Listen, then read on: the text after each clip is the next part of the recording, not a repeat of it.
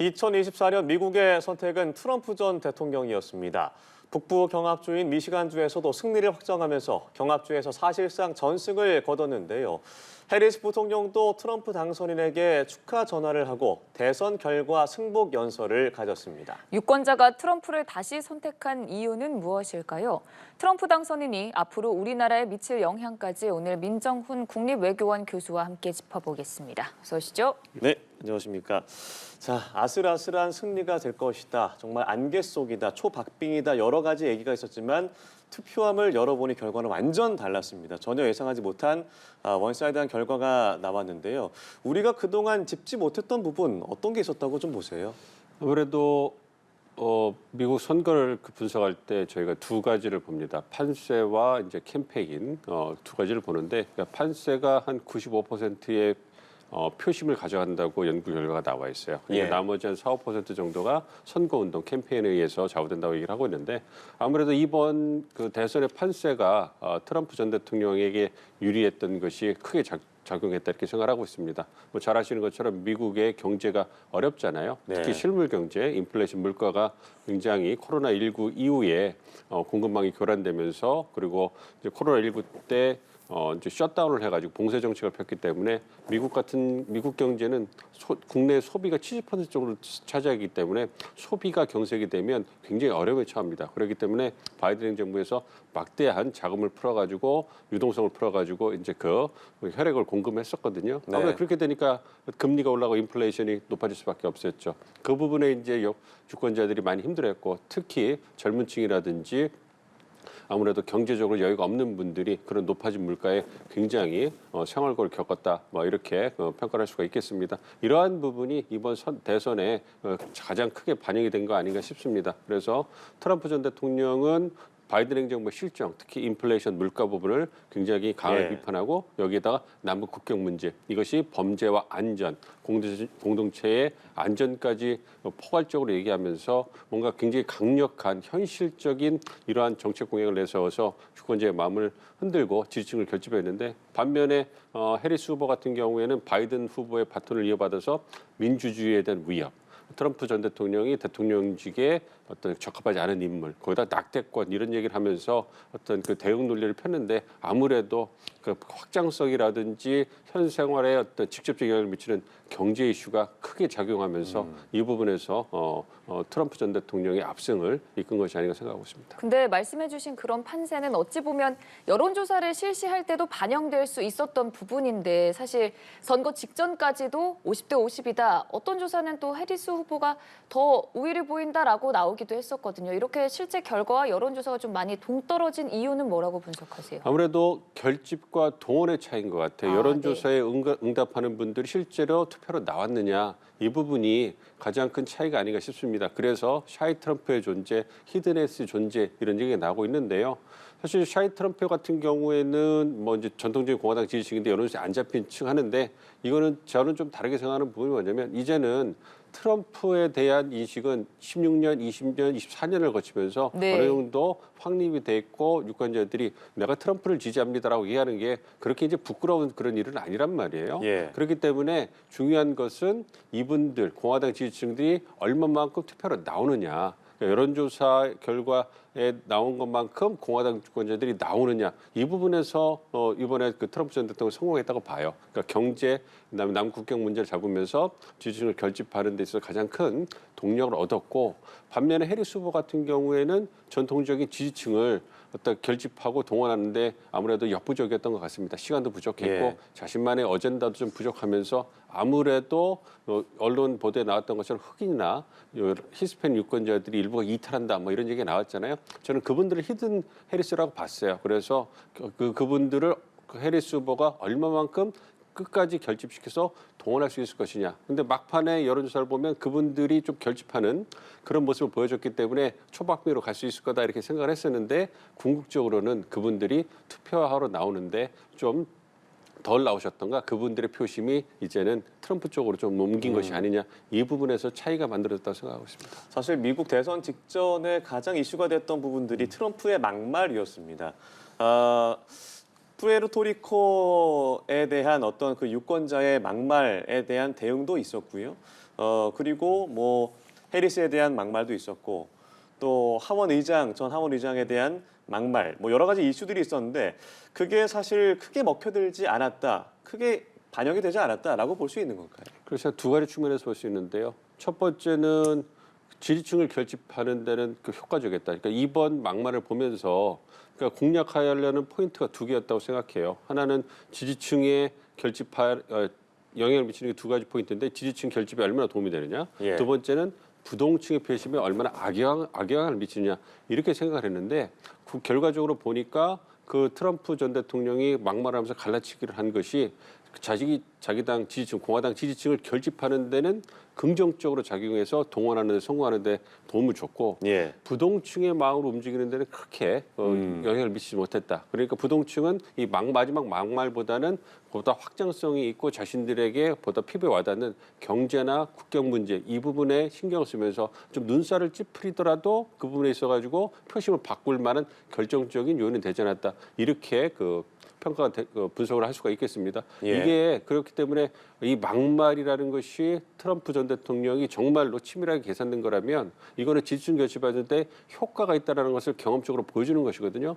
이게 선거 공학적으로는 어떤 그 유효한 전략인지 모르지만 미국 정치 전반, 선거 전반으로 본다면 굉장히 좀 우려스러운 일이죠. 왜냐하면 향후 선거에서도 이렇게 막말을 하는 것은 지지층을 결집하는 데 도움이 되는 것이다. 이렇게 이제 인식이 되게 되면 그러면 미국 정치의 격이 더 바닥으로 추락할 수 있는 그런 계기가 될 수 있거든요. 그렇기 때문에 이게 어떻게 보면 선거 공학적으로는 도움이 되지만 이게 큰 틀에서 보면 미국의 어떤 건전한 민주주의 미래를 본다면 좀 굉장히 우려스러운 그런 양날의 검이다 이렇게 생각하고 있습니다. 네, 참 말도 많고 탈도 많은 레이스였지만 결국 트럼프 당선인이 이제 다시 백악관에 입성하게 됩니다. 빠르게 좀 승부에 대한 윤곽이 잡혔고요. 해리스 후보도 이제 패배를 인정하는 연설을 조금 전에 하기도 했는데요. 메시지 좀 어떻게 들으셨어요? 그러니까 어제 저도 이제 개표 방송을 보면서 이제 계속 이제 모니터를 했는데 해리스 후보가 선거 당일날 밤에는 아무런 행동을 취하지 않았습니다. 두문치라고 그냥 조용하게 선거 결과를 지켜보고 바이든 대통령도 조용하게 선거 결과를 지켜보면서 굉장히 침울했죠. 아무래도 초반에는 좀 반짝 앞서는 모습을 보이다가 중반 넘어가면서 계속 밀리다가 이제 그 격차를 회복하지 못하고 패배를 했거든요. 7개 가지고 다 졌거든요. 그러니까 이거는 완패이기 때문에 이거는 어떤 뭐 불복이나 이렇게 할 여지가 하나도 없는 겁니다. 만약에 트럼프 전 대통령이 이런 격차로 졌다면 불복하기 쉽지 않았을 거예요. 그만큼 완패, 완승이었기 때문에 그래서 해리스 후보가 나와서 선거 결과를 받아들이고 원하는 결과가 아니라서 아쉽지만 그래도 우리가 선거 결과를 받아들이고 승복을 해야 된다. 그리고 그렇지만 자기가 모든 사람을 위한 자유나 기회라든지 어떤 미국 이상을 위한 그런 싸움 멈추지 않을 것이다. 이렇게 얘기하면서 정계 은퇴하지 않을 것이고 다시 다음 행보를 준비할 거다. 이런 얘기를 하고요. 이와 더불어서 트럼프 전 대통령한테 전화를 걸어서 축하를 한 거 아닙니까? 예. 패배를 인정하고 네. 승복을 했기 때문에 미국 정치 관례상 이제 선거는 끝난 거예요. 그렇기 때문에 그 부분에서 깨끗하게 패배를 인정한 부분, 이 부분은 아무래도 2020년에 트럼프 전 대통령이 선거 결과를 불복하면서 굉장히 혼란스러운 모습을 보여줬잖아요. 그런 부분에서는 다시 어떤 민주주의가 제도적으로 작동할 수 있는 다시 계기를 만들어줬다는 부분에서는 좀 다행이라고 생각합니다만 민주당 입장에서 굉장히 씁쓸하고 뼈아픈 패배다 이렇게 생각하고 있습니다. 교수님뿐만이 아니라 그냥 패배가 아니라 완패라고 평가를 하는 분석이 많잖아요. 그 이유는 뭐라고 봐야 될까요? 그러니까 모두에 말씀드린 것처럼 지지층 결집. 판세 네. 그 판세가 트럼프 전 대통령에게 유리했고 그리고 지지층 결집에 있어가지고 트럼프 대통령이 훨씬 더 강력하게 동원할 수 있었다. 뭐 이렇게 생각을 하고 있습니다. 아무래도 이제 이번에 트럼프 전 대통령이 보여줬던 그러한 모습 그리고 해리스 후보가 보여줬던 모습을 본다면 어떤 판세나 캠페인 모든 측면에서 트럼프 전 대통령이 어떤 승리를 거둔 선거가 아니었나 생각하고 있습니다. 예. 그리고 트럼프 대통령 어제 당선인이죠. 어제 승리 연설을 하면서 초반부부터 이민 관련 정책 얘기를 했습니다. 앞으로 트럼프 정권 2기가 어떻게 진행이 될까라는 궁금증이 드는데 이민 관련 정책이 가장 빨리 바뀔 것이다라는 전망들이 있거든요. 어떻게 생각하세요? 그렇습니다. 그래서 많은 우려가 되고 있죠. 트럼프 1기 행정부를 우리가 이미 경험을 해봤기 때문에 네. 강경한 이민 규제 정책이 시행이 되는데 그보다 더 강경한 이민 규제 정책이 시행될 거라고 공언을 했기 때문에 이런 부분에서 아무래도 이민자의 나라인 미국이 이제 국경을 굉장히 봉쇄를 하면서 어떤 불법 임자를 색출해서 추방하고 그리고 미국에 입국하려는 분들에게도 굉장히 엄격한 심사를 할 거기 때문에 예. 이런 부분에서 어떤 우려가 되는 부분이 있습니다. 그리고 어제 승리 선언 연설을 보면 말씀해 주신 것처럼 이민 관련 언급이 가장 먼저 강하게 나왔고요. 그 다음에는 어떤 자신을 도와줬던 인사들에 대한 감사 인사 얘기를 했고, 그 다음에 미국 우선주의 다른 축을 구성하는 경제 통상 이런 부분에 대해서도 국제 어떤 정세와 맞물려서 이렇게 언급을 하셨는데요. 그런 걸 본다면 이민 정책과 경제 통상 정책 이 부분은 여전히 트럼프 2기 행정부의 주요 정책 기조로서 추진이 될 거기 때문에 보도에 나온 것처럼 연방 상하원도 이제 공화당이 장악하게 될 가능성이 크잖아요. 예. 그리고 이 행정부라든지 주변에 있는 참모들이 다 예스맨들이 포진할 거기 때문에 그리고 트럼프가 4년의 행정부 수반으로 경험이 있잖아요. 그렇기 때문에 트럼프 대통령이 자신의 주요 정책 의제를 추진하고 어떤 실현하는 데 있어서 거침이 없을 것이다. 그렇기 때문에 더 강하고 독해진 트럼프 행정부가 될 거다. 이렇게 생각하고 있습니다. 장관 인선도 좀 궁금한데 어제 승리선언 회견장 보면은 일론 머스크 테슬라 CEO와 한 테이블에서 좀 상당히 많이 가까워 보이는 모습을 보이기도 했고요. 뭐 그 외에도 마이크 폼페이오 전 장관 등 좀 여러 인물들이 하마평에 오르지 않습니까? 어떤 인물들이 부상할 거라고 보세요? 아무래도 트럼프 1기 행정부 때 주요 참모였던 분들, 크게 트럼프 대통령과 척을 지지 않았던 분들은 다시 네. 기용될 가능성이 높고요. 아무래도 어제 승리 선언 연설을 할 때 오르신 분들의 면면을 보면 대체로 가족들이 많잖아요. 그러니까 네. 굉장히 신뢰하는 이너서클에 들어간 분들을 중심으로 여전히 트럼프 대통령이 중요 사항을 얘기한다는 걸 우리가 알 수가 있고요. 그리고 이번 캠페인에서 많은 역할을 했던 캠페인 전략가라든지 일론 머스크 어떤 CEO라든지 이런 분들이 기여한 분들이 올라와서 이제 무대를 채웠거든요. 그리고 일론 머스크 CEO에 대해서 정말로 많은 시간을 할애하면서 그러게요. 언급을 했잖아요. 그래서 이분은 정말로 비즈니스맨답다. 돈을 많이 낸 사람한테 많은 시간을 할애하는구나. 이런 부분을 보여줬거든요. 그러니까 분명히 주고받는 게 분명한 분이기 때문에 그런 부분에서 일기 행정부에서 기여를 했고 나름대로 신뢰할 수 있는 로버트 오브라이언이라든지 로버트 라이트하이저라든지 이런 네. 분들이 제 기용이 될 거고요. 재계에서도 친분 있는 분들이 대사라든지 주요 요직에 앉아서 경제통상이라든지 외교안보 부분에서 역할을 하실 거라고 생각을 하고 있습니다. 그리고 가족 중에 장남을 비롯해가지고 또 이방카, 제2 이방카 역할을 하는 분이 또 나오겠죠. 그렇기 때문에 트럼프 2기 행정부든 1기 행정부의 경험을 바탕으로 해서 어떤 못다한 트럼프 시대를 완료할 거기 때문에 그런 측면에서 예상이 되는 주요 참모들의 인선이 이루어질 거다 이렇게 생각하고 있습니다. 우리로 치면은 대기업 수장이 내각에 들어가는 거잖아요. 그게 미국에서는 좀 가능한 일입니까?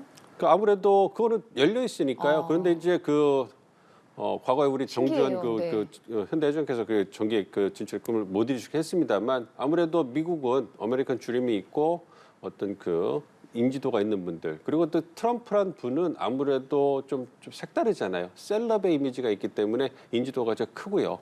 그리고 어떤 시원시원한 말 때문에 그냥 재계 인사보다 훨씬 더 잘 알려져 있고 그다음에 설득력이 있고 생각보다 그분이 하시는 말씀이 설득력 있게 잘 들립니다. 들어보면. 네. 그런 부분이기 때문에 정치인으로서의 명물을 갖고 있죠. 그러니까 경제 수장이라는 것, 경제 CEO라는 것은 하나의 기업을 성공시켰기 때문에 뭔가 운영하고 성공을 이뤄내는 결과를 만들어내는 데는 검증이 됐다라고 미국 사람들이 생각하기 때문에 어떤 성공한 CEO라는 것은 그 자체로 인정을 받는 거죠. 거기에다가 말씀드린 것처럼 뭔가 좀 사이드 같은 발언 그리고 거침없는 행보 그리고 또 선명한 정책적 기조 이런 부분이 이제 바탕이 됐기 때문에 사실 미국 대통령 자리라는 게 얼마나 오르기 어렵습니까? 예. 그러니까 모든 것을 갖춰야만 하늘이 허락해야만 될 수 있는 자리라고 우리가 얘기를 하는데 그런 측면에서 트럼프 전 대통령 같은 경우에는 정말로 다방면에 걸쳐서 두각을 나타냈기 때문에 다시 역사상 두 번째로 이제 그 재선에 성공한